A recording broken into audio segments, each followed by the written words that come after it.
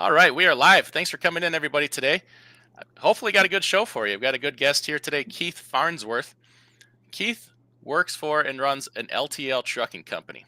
You may have heard of it, you may have not, but we're going to learn all today about LTL freight, growing a business. There's just so much to this LTL market. It's just phenomenal, and to have all that knowledge in your head is really something. So thanks for joining us today, Keith. I appreciate you having me on. Looking forward to it. Yeah, so let's just kind of start here today. If we can go back a little bit and you tell us a little bit about yourself and then your company. How did you get into this? How did the company start? Up to now. Absolutely. Well, I'm Keith Farnsworth, as you mentioned. I'm our vice president of sales for Cross Country Freight Solutions. We're an asset-based LTL carrier. So we're moving anything from one pallet, 12, 13, 14 pallets. And the company's been around since 1980. So we're a second generation family owned company. And we had humble beginnings. We started from a borrowed pickup truck in a Walmart parking lot. So back in 1980, our original owner was a gentleman by the name of Dewey Teets. And so Dewey took this borrowed pickup truck, and he was actually in Bismarck, North Dakota, was moving floral arrangements across the state of North Dakota.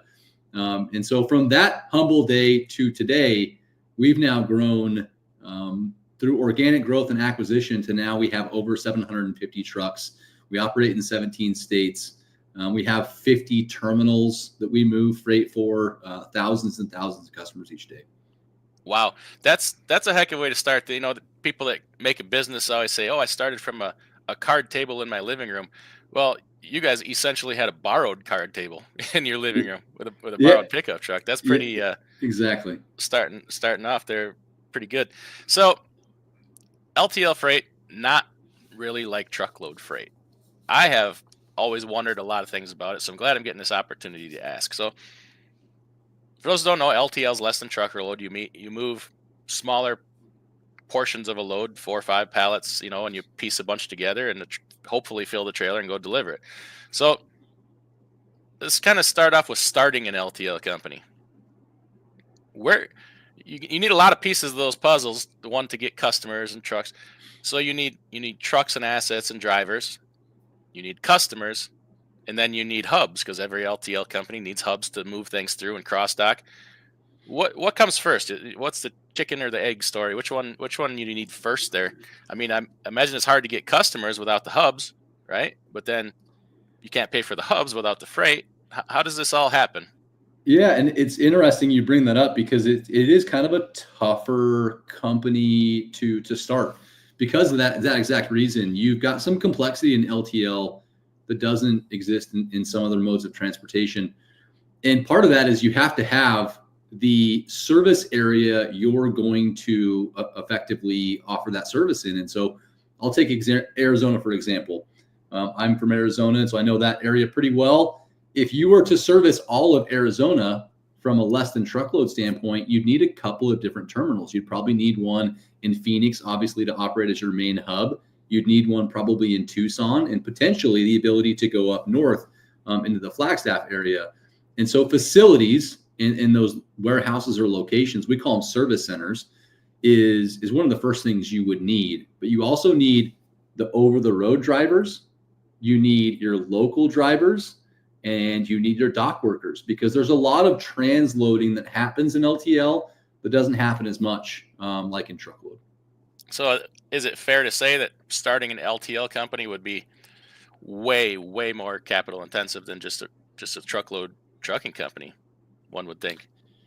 Yeah, because you have to have your facilities and you have to have your trucks. And so you obviously have to have each tractor, the drivers, the terminals, and those terminals have to be large enough that you can, have freight cross-docked from trailer to trailer. And so essentially what happens when you have a network as large as ours with 50 terminals is you've got 5 or 6 what we'll call true hubs.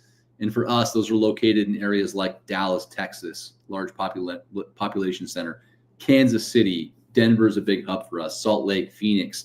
But then you have your smaller terminals. And so the freight gets picked up during the day. So we'll go grab 40, 80, 100 customers freight. We'll consolidate that into one line haul schedule, let's say from Phoenix over to El Paso. We'll unload and sort that trailer, similar to how you would sort like a parcel. And then you're going to route another full trailer from El Paso, maybe to Albuquerque, El Paso over to Dallas.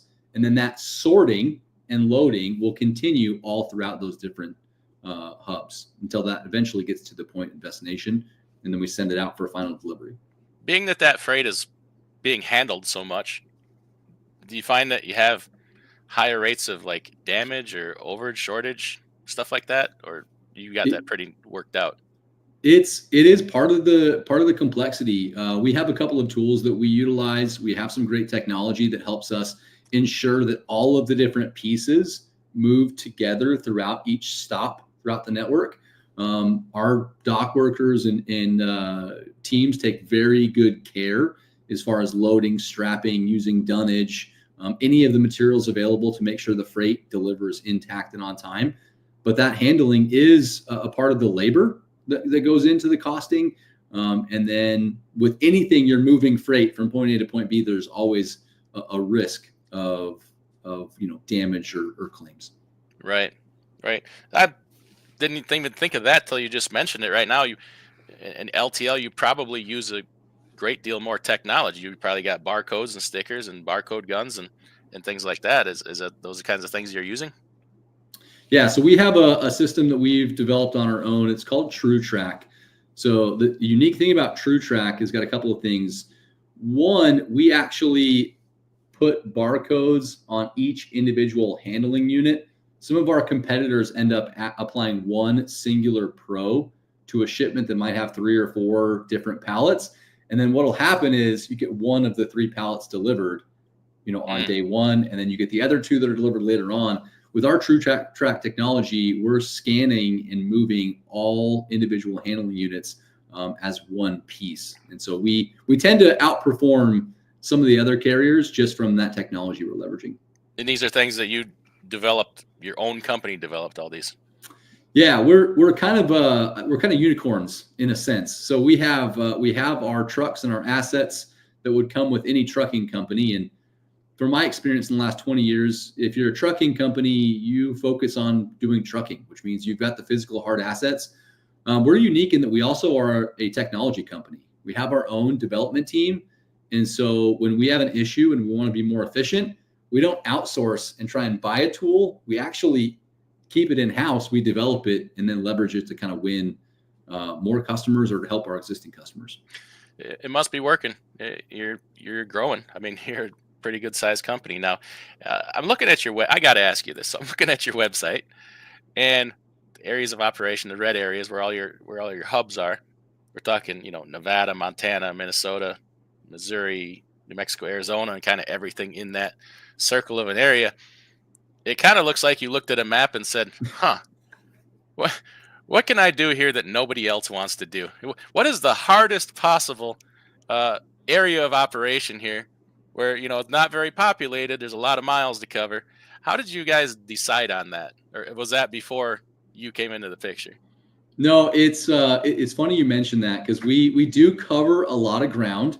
And some of that ground we cover in areas like North Dakota, South Dakota, Montana, Nebraska, Kansas. There's still a lot of area to cover in some difficult mountainous states like Colorado. Delivering to some of those mountain towns in Colorado is not necessarily easy when you're moving a full trailer, 80,000 pounds in some severe weather conditions. So we're a little bit of a glutton for punishment when it comes to that. But we started in North Dakota. And then for the first about 15, 20 years of our history, we were just North Dakota, South Dakota, and Minnesota. When our current owners came in, second generation came in, they brought with them some really good strategies, some financial knowledge and some technology knowledge, and allowed us to expand rapidly. In 2017, we purchased our first company in Nebraska Transport. And that opened up a whole new part of the map in Nebraska for us with a couple of terminals scattered, Colorado. So we added some states there. We had so much fun in 2017 that we created a much larger strategy, and we ended up buying 4 companies in 14 months Wow. during COVID. Oh, wow. And so we went from a couple of states to 17 states, basically through 2021. And so we grew from 4, 5, 6 states all the way up to 17 through those 4 acquisitions. And then we were challenged for a couple of years and building that network and integrating all those different companies, getting them all on our technology, creating those routes and efficiencies with line haul. But happy to say that now that we've made all of that work, we're one unified network, and it's been a great ride. But it was a challenging one probably in 2020 with all of the COVID happening and integrating 5 trucking companies at once. Yeah, that's crazy. Nebraska Transport. Do you know Nate and Nick from over there? I do. I actually just met them. They're friends of mine. Yeah. Okay. It's a small world. I had no idea that's where you came from. Yeah. So we had, and that's what I love about this industry. It's for truckload, it's much bigger than the LTL side. For LTL, maybe it's a $50 billion industry right now. But when you look at the people in it, it's about this big. There's some great folks that are in the trucking and LTL industry, and it's a very small world. So I love having conversations like this and finding similarities. Well, you have monsters to compete against. I mean, your competition is some of the biggest trucking companies in the country. How do you compete with that? How do you imagine we found some underserved areas here that maybe they're not servicing very well as part of the strategy, but how do you compete with the former YRC and the SIAs and that? I would say the first thing is it comes down to our people. Our people are not afraid of committing and being aggressive towards a better strategy of how to move LTL freight. So we've made some bold choices over the past 10 years, and we'll continue to make bold efforts to serve our customers best. Technology is probably at the forefront. So our ability to actually solve a problem as opposed to buy a solution from somebody gives us a lot of scale in helping our customers. And software is also extremely expensive. And then when you want upgrades, for like hundreds of thousands, friend that pays hundreds of thousands of dollars a year just because he wants to software he's currently using, he wants to integrate it with another program, and like, oh, that's 75 grand. Like, well, it's just you're already set up. How about you just flip the switch? But no, it's pricey. So yeah, and our drivers use handhelds that has our own app on them. So we figured out how the most efficient process is from making a pickup all the way to moving the freight and then eventually at the delivery. And so all of our drivers use our own handheld app technology. And one of the things that we do that's kind of neat that customers appreciate is we actually take pictures at point of delivery. And so our drivers will pull up. We have a digital DR. We don't have physical DRs anymore. And so just like you would see on a small pack company, they have all the information on their handheld. Customer can sign for it. They can email them a copy of the delivery receipt, but then the driver takes a step back, takes a picture of the freight, which is instantly available on our websites or through email. And so there's that peace of mind that we're delivering with each one of our deliveries, that you can see exactly how the freight was delivered. And that's all available within seconds of the delivery. That is pretty cool. That's pretty cool. So one of my great mysteries of LTL freight. So I got to ask you this because I've been dying to know.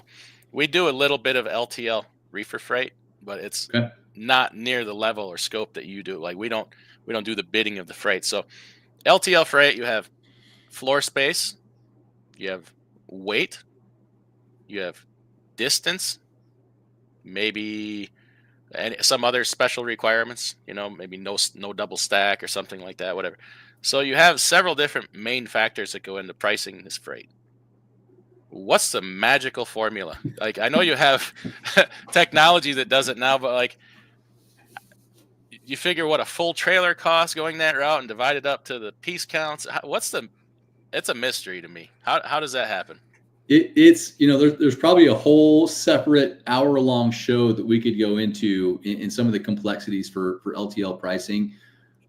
It's funny. What we do is we still deliver things from point A to point B. Right. But somehow in LTL, there's so much more to consider in that pricing. I can boil it down to this.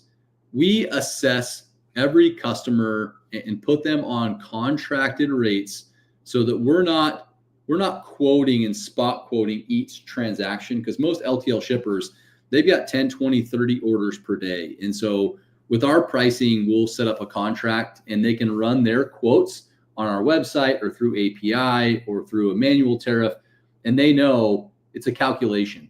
But in order to build that pricing, there's three main factors that go in for us. It's time, space, and risk. And so we assess each opportunity from the time it would take us to move, which includes the length of haul, the stem time from our terminal to the pickup, and then things like detention or the size of the shipment and how long it would take for us to physically load and unload that freight. So time is a big factor. The space is the second big thing. How much space is this going to take up on our trucks? Because is it taking up 6 pallet spaces? Is it taking up 60 pallet spaces? Or is it very small? And so that's a big, the density of it and the overall weight contributes greatly to how much the cost is going to be. And then the last thing is the risk. The risk of that customer, whether it's a financial risk, the freight that we're hauling could be a risk. And so if there's easily damageable items, oftentimes carriers like us won't haul certain items. Same thing, I'm sure, on truckload. But ultimately, each opportunity comes down to the time it's going to take, the space it's going to take, and the risk as a company that we are subjecting ourselves to. Well, that's way more sophisticated than what I do. I just throw some chicken bones on the ground and say, $800. I mean, I get it. If it's on the lane we're familiar with, I'm pretty good about pricing it. But when you take and throw a different lane at me, the LTL pricing thing is very much a mystery, because you have trucks that run, say, Billings to Spokane. So it's shooting in the dark here, right? Yep. Or Billings to Missoula, whatever. Every day at this route, this time. So you know exactly what that cost is to run that truck that route. So I suppose then you can plug in pieces of the puzzle. Okay, we know what the distance is already. Yep. That truck is running at this cost. So okay, here's for per floor space. But then you take an irregular route, somebody with a truckload that suddenly want LTL. I'm lost. I'm looking for some kind of formula somewhere. So we'll figure it out one of these days. Yeah, and it's unfortunately there hasn't been a lot of evolution in the pricing of LTL the past 20 to 30 years. We still use classification and NMFC for a lot of our stuff instead of using full density.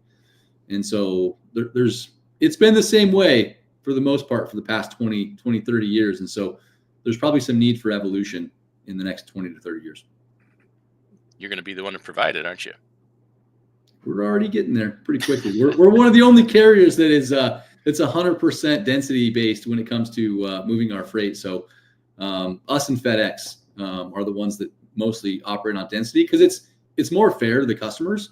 We're only charging the space they're actually taking up, and we're not taking 1980s rules into effect on what a certain product was deemed back in 1982. Like tariff rate and all that. Exactly. And so we're a lot more transparent with the density. We will charge our customers for the freight, the space it takes up, and no weird rules or complex language. It's like, this is what you took up on our truck. We're going to charge you for that much. And it seems to be a lot more straightforward. Excellent. We got some really good questions in the chat here. We'll come back to that in a little bit. We get some more information out of this guy first. So just based on what you said, okay, you have that truck run from Billings to Spokane. If you have a light week and you only have 2 pallets to put on that trailer, it's still got to go, right? You have to run that route. It does. And so we've got the larger the network, the more flexibility in how you can run different line haul schedules. You can combine things. If you have a 4 or 5 day leg, you're moving something to Phoenix over to Minneapolis, and in the middle of that line haul network, you've got less freight. You can combine some of those trailers to help offset a slower week. But in the end, if you're moving a 1 day lane and there's not as much freight as you normally would have, our commitment to our customers is we're running it no matter what. So 2 pallets or 22 pallets. Obviously, we make more money when there's 22 pallets. But if we don't commit to running that next day service and everyday service, then it's hard for us to keep those customer commitments and grow. So traditionally speaking, about half of the LTL carriers will run no matter what. Those are your higher, better performing carriers. And then there's your consolidators and your smaller carriers that will wait. They'll sacrifice the service and they'll run it the next day when it's fuller. Okay. So you're likely to take some hits along the way. Yeah, that's where the complexity of building the network and making sure you're balanced across that network with your schedules. The other side is when things are great and you end up picking an extra 20 or 40 pallets. Now you've got an extra that you've got to run. And so if you're running one line haul schedule a night, and instead of having, you have that full trailer, but a customer granted you another 15, 18 skids, you've got to run the extra now as well. And so it's the timing and execution of being either on the slower side or the busier side, and you're trying to balance both. That's where you got to have the technologies, I imagine. Yeah, and what's unique about LTL is essentially we're giving a guaranteed pickup. And it's not exactly a guaranteed pickup, but if a customer sends us a shipment that day, we say yes every single shipment, every single day, as long as it meets our criteria. And so we do have quite a bit of ebbs and flows on lanes and customer volumes, and that's what adds to some of that complexity in what we can run and what we can combine to still make customer service. Okay. Are you able to move all your freight on your own trucks, or do you ever find that you have to bring in some other assets? We do. We move the majority of our freight. I would say around 80 to 85% right now moves on company drivers. And we have those planned schedules. A lot of times the neat thing is we'll run turns or we'll run meets between our hubs, and that keeps our drivers actually home each day. So they're not actually having to lay over. And so they like that consistency of actually, going 300 miles, meeting somebody, coming back, getting a full 600 miles in that day, or running from like Phoenix to LA and back. And they're home quite often just because of the network that we run and how predictable it can be. But the other 30% or 15, 20%, we are running on purchased power. And we have a couple of really good partners that help us with either the overflow or filling some tough lanes or covering for driver vacations and stuff like that. Interesting. What are some of your bigger challenges then? Is it more freight? Is it labor, equipment? What are your biggest struggles doing LTL company? I think we have the same struggles that most folks do. Is just kind of continuing to keep up with demand. And so we've got a lot of pieces of equipment that we're moving throughout the network and keeping those in the absolute best shape, putting the best quality drivers behind those wheels and in those seats is something that we try and continue to grow our driver force, because at the end of the day, it's through them that we're successful. I'm Right. on the sales side, and so we try and grow revenue and solve customer problems. But I could bring on a ton of business, and we didn't have the drivers to be able to execute on that. We wouldn't have a company to either stress over or to be successful. So our drivers at the core are what we really care about. Is the sales side in LTL like as cutthroat as the truckload side? Because I imagine in the LTL side, you're not dealing with a lot of carriers versus brokers. It would be mostly the LTL carriers, right? Yeah. So I'm gonna probably say something a little bit a little bit unpopular here. Okay. I think sometimes the truckload brokerage or truckload side of sales is a little bit more pure sales. One of the things, and I think it's harder actually. One of the things in LTL is a lot of times our sales reps and other competitor sales reps are given a book of business. And so it's more of account management as it is true hunting, dialing, selling, and closing. And we have a lot of that as well on the LTL side, but we have a lot of customers that have shipped with us for years and years. And on the sales side for LTL, sometimes it tends to be more account management keeping that account, nurturing the relationship, growing it, and feeding opportunities. But a lot truckload brokerage, and I spent a couple of years on the brokerage side before being asset based. It's a grind. You're being handed a phone, a laptop, and saying, go build a book of business from zero to hero. Right. Right. Easier to sell your assets or easier to sell the brokerage side? I think it's easier to sell assets, probably. I agree. Is there much brokerage activity in your space other than if you're the carrier and then you're going to broker some out, but just pure brokers, like a TQL or somebody? Is there much of that in your space? There is. I mean, the top 7 or 8 3PLs are also doing a lot of brokerage. You have your CH Robinsons, you got your Priority Ones. You've got some really large and effective LTL brokers out there that have some neat technology that help streamline some of those shipper moves. And so through that technology, typically is how they'll gain a lot of market share. But yeah, there's a lot of pure broker play in the LTL side as well. Interesting. So we're in a new year here, 2024. Was 2024? It was a pretty good struggle for truckload carriers. What was it like on the LTL side? So we're a little bit unique because of our growth, and we've opened some big markets. You joked about the part of the country that we service is an area that most folks don't really dive into: North Dakota, South Dakota, Nebraska, Kansas, stuff like that. We've opened up markets like Dallas, Texas. We're growing in Reno and in Phoenix and some larger areas, and that's helped offset, I think, what a challenge of 2024 was.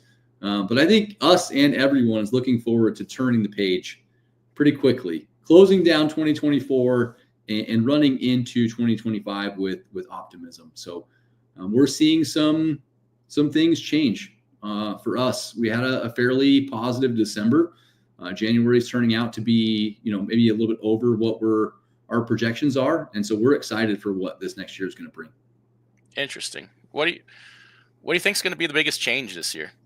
Like, not volume, like what's going to change the industry this year? I think the long-term change is the same. I would say technology is going to be the long-term change. We're a slower industry to adapt and scale technology, and I think that's the long-term outlook. Is as technology continues to be a larger part of our day-to-day, that's going to change our industry. But I think there's been some changes that could lead to more favorable economic outlook. And so that's something that we're not going to bank on, but we're going to keep our eye on is how that's going to change maybe the outlook for Q2 and Q3. Does AI fit into your business at all? Are you finding places for AI, or have you done anything with that yet?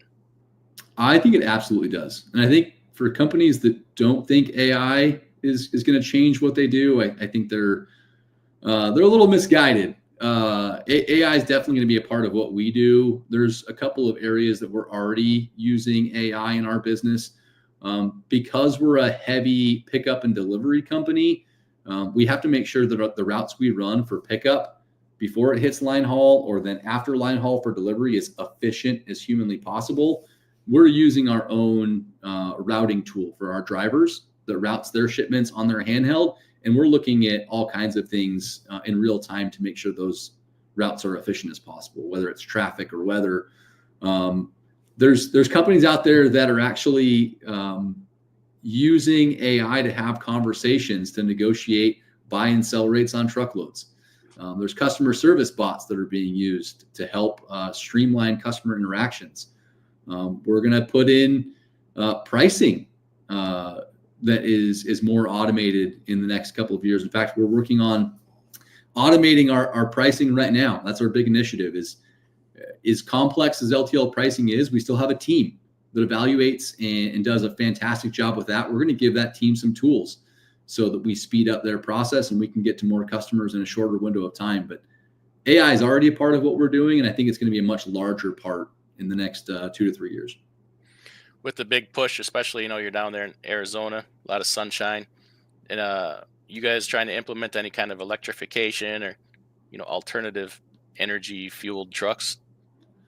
Yeah, I'm probably the last expert on that. We have a fleet team that does a heck of a job making sure that our equipment's up to date and in the best equipment possible for our drivers. I know in areas of the country, California specifically, which we're just outside of California currently, and we've got some great partners that we hand freight off to daily. They probably have more of those regulations and more of those expectations coming down. But I think it's going to be a challenge. I think if you're realistically looking at replacing a fleet size like ours and working towards some of those expectations, it's going to be a challenge for any business, I think, to take that big of an approach, I think, to a fleet of our size. I think we have a ways to go, along with autonomy. We're just not there yet. We're just not. Yep. I don't think we can force it. It's got to come naturally. Agreed. I don't think it can quite be legislated. It's just got to let the free market, let people do it of their free will. I 100% agree. Where do you kind of remember reading articles for the last several years, leading up to this, that long-term freight's going to be long haul trucking is essentially going to, for the most part, die off. Things are going to become regionalized with more distribution centers and things like that. Largely, we have seen a lot of that happen. What do you kind of think about that? Your different kind of niche here. Do you think truckload's going to go that way? I don't know. I don't know that we've seen as much of that in our space. We have, I guess, but not to the tune that it would dramatically shift, I think, our approach. But I've read and seen the same articles that probably you've seen. I just don't think it's made its way directly into changing our strategy just yet. Okay. All right. So you're in sales. You're a special kind of person. I met you through Nick Klingensmith. Great guy, inspiring. You're in sales. I talked to other people that are in sales. Let's talk about just business in general here for a second. Okay. What motivates you? What is it that makes you just go kick ass every day and just put everything else aside? I love this question. And in fact, I use this question when I'm looking to add people to my teams. I got a couple of things that motivate me. My family motivates the heck out of me, right? I got three young kids that I provide for, and that motivates me every day to kind of give them the opportunities that I think they deserve. But I think professionally, the thing that motivates me right now is I'm on my 21st year of LTL. So I've been in different sides of our industry the past 20 plus years, and I've been really blessed to be in the spot that I am currently. And I don't think I'm very smart, but somehow I figured out how to get to where I am today. And I think that's because I worked with some really neat people, had some great mentors, some great opportunities given to me. And I want to give my teams and that next generation the same opportunities that I've been given. And so I love being at a company that is growing, that's innovating, because I want to see the next generation continue to evolve within freight and have the same opportunities that I've been given. Interesting. So what is it? You've been in the sales for a while, so you're probably perfectly familiar with this, or maybe you're past it. But part of sales and being new in sales is fear, right? Fear of, being hung up on, being told off, being chewed out, or messing up somebody's freight, this and that. What have you done, or what do you use to kind of conquer that fear to say, you know what, I'm going to make this phone call. I have to push on through this. I'm gonna go after this customer that's maybe a little bit out of my reach or out of my league, but I'm gonna do it anyway. How do you deal with that?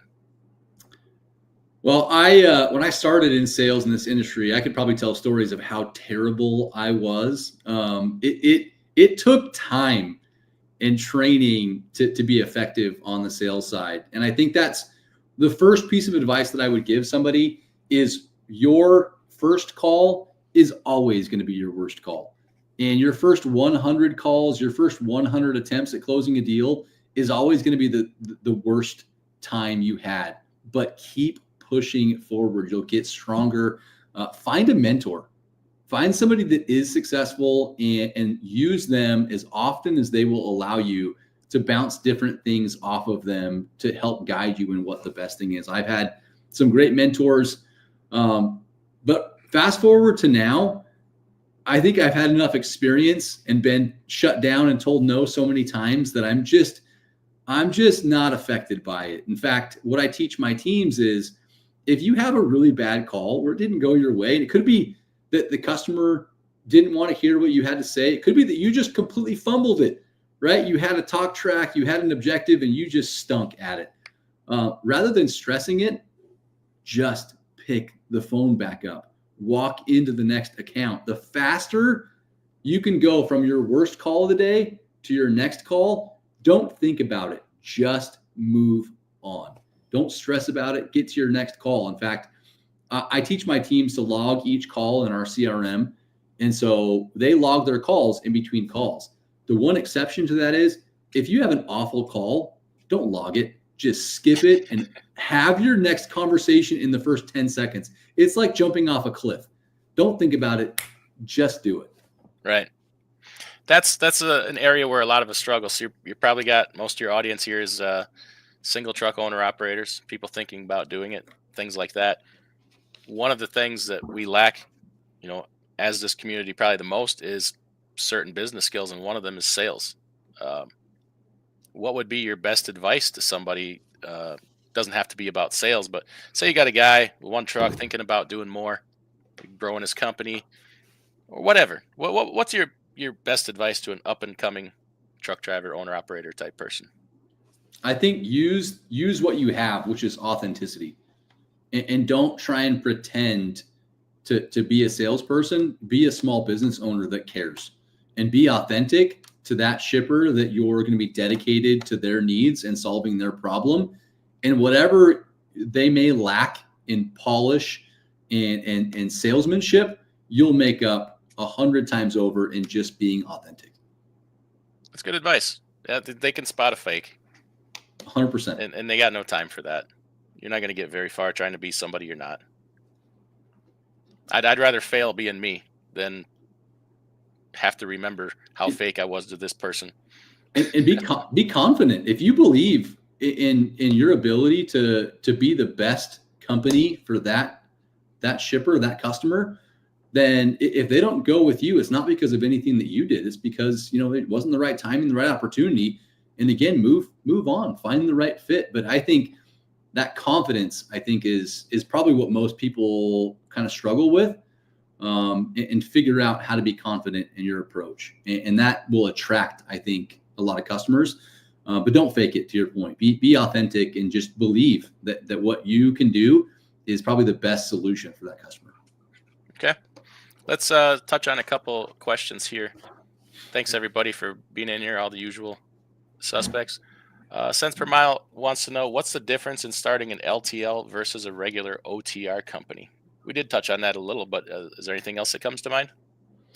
I think it just it's starting small. If the service is going to be more than just one state, so if you're, for example, if you're going to offer service in Nevada, California, and Arizona, you're going to need probably 3 or 4 different service centers. You're going to have to, put staff in those service centers.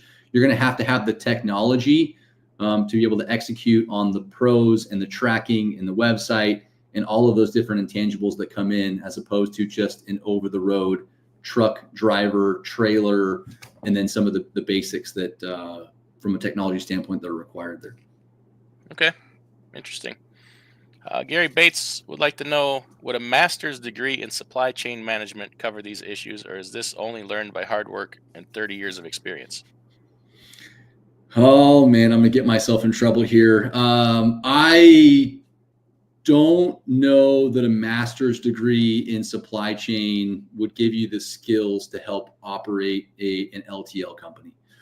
I started on the dock at 17. I moved freight for the first, couple years of my career before moving to management. And then I went and built a truckload brokerage for my second stint in LTL.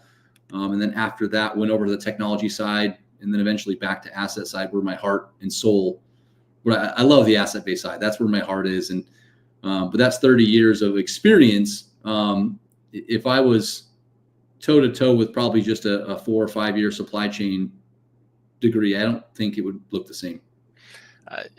In my experience, trucking is one of those industries where there is no substitute for experience. I don't care what education you got. There is no substitute for experience. You meet people in trucking that have been in it for a long time and they know everything about every lane. They didn't learn that in college. You know what I mean? Or when you're talking to somebody in the freight world, you'll be like, oh, that person gets it, right? You just have to get freight in trucking. And some of it can't be taught. It's just repetitive and years of experience. Well, and one of the beautiful parts about our industry is that it's a common sense industry and it rewards hard work. So if you have common sense and Yes. you work hard, you can be successful. And so that's where there's a good career path for folks, I think, that just want to come in and work hard and are willing to learn. Yes. Yes. You build LTL based off of load dimensions, weight, or both. We kind of talked about that. I know this gentleman comes from the open deck world, so that would be probably a little bit different yet. Yeah. So deck space. Each shipment has 4 characteristics that it's based off of. It's the origin zip, where it's coming from, destination zip. It has the weight, and then for us, it's the density. For other carriers, it's the class, but for us, it's the density, the weight, the origin zip, and destination zip. And then obviously we apply a fuel surcharge to that. But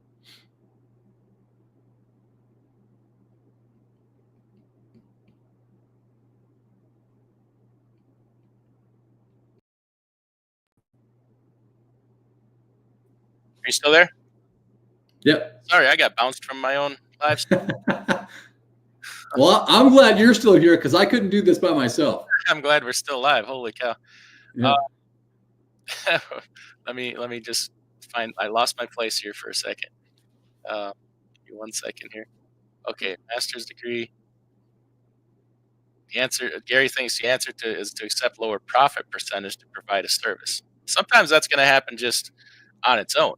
I would think, right?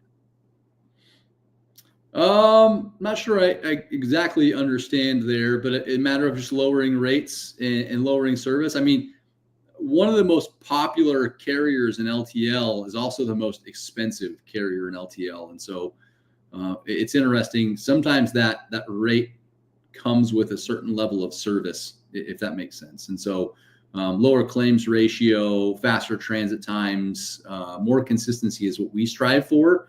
I don't know that we're necessarily going to be the cheapest carrier out there, but we prove to be the most valued carrier out there. Yeah, it's not always about price. Sometimes service is very important. So break down pallets to teach stops. So your drivers they must carry pallet jacks and load their own freight. Correct. About 85% of our equipment that goes to make final deliveries has a lift gate on it. So that's for our driver convenience and for customer convenience, and they're having pallet jacks. A lot of those are still dock deliveries, but if we're going out with 20 to 30 deliveries in rural Nebraska, even if we didn't get word from the customer that required a lift gate, they don't have a dock, having that lift gate and that pallet jack to get that freight delivered is the difference between making 20 deliveries and making 2 deliveries and upsetting 18 customers. There you go. Shannon Thomas Trucking says, who is this special guest? This is Keith Farnsworth. He's with Cross Country Freight Solutions, ccfs.com. And he's telling us all about their LTL company today, trying to educate us a little bit about that whole LTL world that some of us are curious about. Cents per mile says, did Keith notice a large boost from Yellow's downfall, or does that freight just disperse evenly? Yeah, we did. So in Q3 of last year, we grew at the second fastest pace of any company compared to the public companies. So we did actually pick up a good chunk of the YRC business. That's distributed more evenly, I think, over the next couple of quarters. But imagine if YRC didn't, go under when they did. I think with the challenges of 2024, if we would have been in peak business when they went under, it would have been a lot more challenging. I think we absorbed that business as an industry, but it could have been a lot worse had the times been a little bit different. Interesting. Have you ever found yourself target of a buyout or somebody attempting? Oh, I'm sure we have. We are actively looking to continue to grow on our side, and I'm sure other folks are doing the same. We've seen a lot of consolidation in LTL the past 5-10 years, and we'll continue to see more consolidation. Okay. I know some of the bigger companies like Knight Swift has said, we want to get into the LTL business, and their main way to do it, I guess, is by acquisition. So Yep, yep, we've seen charge that them happen for charge them sure. double if they try. Just soak them for everything you could possibly get. We'll put you in front of the negotiations. How's that? Yeah, I just my only phrase is more, please, more, Yeah. please. Uh, oh, didn't think of this. Fuel surcharge on LTL. Mileage percentage? How the heck does that work? It's a percentage of the shipment cost based on the national fuel that's released, similar to probably what you guys have. The scale's a little bit different, and we have multiple scales for different customers and stuff like that. But it's a percentage of the overall base charges on the shipment. Okay. And we're not. Nobody's making profit off of fuel. Essentially, we're looking to just pass that along to offset what our fuel cost is week over week, month over month. Right. So we have a freight broker here. He says he does 1,000 to 1,200 LTL shipments annually. As a freight broker agent, LTL is complex. I have a freight auditor on my staff to check each LTL carrier invoice. Yeah. Boy, that's a lot. That's a lot for one man. Holy cow. Well, first of all, with that many shipments, make sure he reaches out to me to make sure we're aligned with those guys and can help out with some of those moves. He's in Canada. You need any help there? We can help. We can help move out of Canada or into Canada. So we've got a Canadian partner that actually uses our dock in the U.S. to move freight back and forth across the two countries there. So we're more efficient probably in our cross docking there than a lot of companies, because they actually come into the States, they use our dock to cross dock, grab our trailers, and then they go straight across the border. So it saves a transit day. So there you go. I know this guy. He's one of the good ones. So if you need a partner there, I don't know, you guys reach out to each other somehow. there you go. CDN if you want to. You'll find him, or reach out to me and I'll put you in touch. But from LTL pickup to final invoice can be 7 to 10 days versus spot market. A lot of moving parts in LTL. Yeah, definitely. Yeah, I think what he's touching on there is just how, again, point A to point B, one truck, one customer, one rate. Where LTL, there's a little bit more complexity as far as, does it require a lift gate? That's an accessorial. Does it require going to a residence? That's an accessorial. There's a little bit more complexity to the invoice, and that does lead to some challenges sometimes. Okay. All right, I can pass along email. So what am I missing? We talked about a lot of different things today. There's got to be something on your mind burning you up, like, boy, this guy's forgetting about all this stuff. No, I think the only thing is that how much fun it is. I love this industry, man. I can't get enough of it.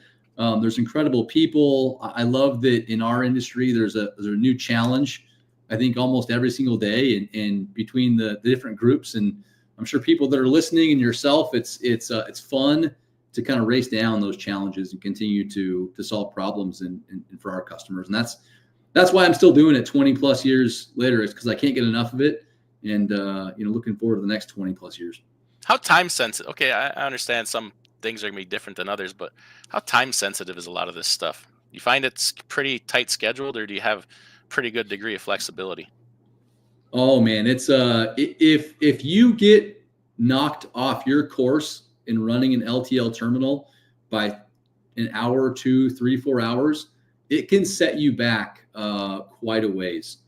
And so as we're moving freight throughout the network, every hour something should be happening throughout a 24-hour period. And I can go through some of that life cycle if you want. Sure. Real quickly. I mean, essentially what we do is our drivers, I'll use Phoenix for example, we're going to send out 15 to 20 drivers all throughout the metro in Phoenix, and we're going to make 200 to 300 pickups today. It's happening right now. And so we're going to take all of those 200 to 300 different orders from 150 to 200 customers. Those drivers are going to bring those orders back to our terminal in Phoenix. And so they're going to back to our dock, 40, 50 doors, and then our dock workers, freight handlers, are going to unload those, scan them, and they're going to route them into each lane that they need to go to. So we'll load to Kansas City, Minneapolis, we'll load to Denver, we'll load to Montana, California. We're loading a different truck for every single route, essentially. And then those, once they're fully loaded around 8 or 9 o'clock at night, our line haul drivers will come in, they'll grab their trailers, and then they'll go out into that direction. Sometimes they'll go all the way into California, and then the freight can go to California there. Sometimes we'll meet halfway, and so the drivers can come back home that night. But then once that freight gets moved to the next destination, it has to be unloaded and sorted again, this time at around 5 a.m. And so if some way that gets delayed and it doesn't get there by 5 a.m. to be unloaded and sorted again, it can't go out for delivery at 7 or 8 a.m. and make deliveries at 10, 11, 12. And if you can't make deliveries at 10, 11, and 12, guess what happens at 1, 2, and 3? Customers in that same territory are expecting pickups to be made. So it's this cycle that if you do it effectively, you're always moving. But if you get thrown off your course and your deliveries don't happen until 3 or 4 o'clock in the afternoon, you can't pick up that next day's freight. So, or your line haul schedule doesn't make it, you can't go out for delivery at 7, 8 in the morning. So it is that's the beauty of this. The cycle of LTL is complex, but it's also a lot of fun. That's very much a dance. Oh yeah. And this is trucking. Like, trucks break down, people blow tires. That's got to be incredibly stressful. I mean, if you're the guy in charge of that and have to answer for that, that's a lot of pressure. And then you have fun. human error. Yeah. Sounds like a heart attack and a stroke waiting to happen. That's one of those things you want to delegate. You deal with that. Yeah. Somebody else. Well, awesome. This has been great, man. I'm glad we did this. I don't want to take up your whole day, but I do appreciate you. You want to do a little bit of promotion of your company here while we're here? Just tell us about it, how to get a hold of you, if people need freight moved, or if anybody lives they can check your map there. If they need to live by you a terminal, they maybe need a job or something. Absolutely. So we're constantly looking for drivers to continue with our growth. You can check out either job postings, or you can check out the areas that we service at ccfs.com. So I encourage you to go check it out. If you want to reach directly out to me, you can find me on LinkedIn. It's Keith Farnsworth. Send me a message. I would love to hear from any of you guys, your continued questions on LTL, opportunities to move freight. But yeah, we're a second generation family owned company. We're in 17 states, and we're growing, pretty rapidly. So looking forward to 2025 and hoping to continue that growth. But Adam, I appreciate you having me on today. It's been awesome to chat for a few minutes. This is pretty cool. Hopefully we can do it again someday. I'd love to. So, everybody, thanks for joining us, and reach out to Keith if you think you have something to offer. Maybe you're looking for a driving job. If you need some freight moved, you already know. You heard it from him. You're going to get the best service out there, right? Absolutely. All right. Take care, everybody. We'll see you next time. Thanks.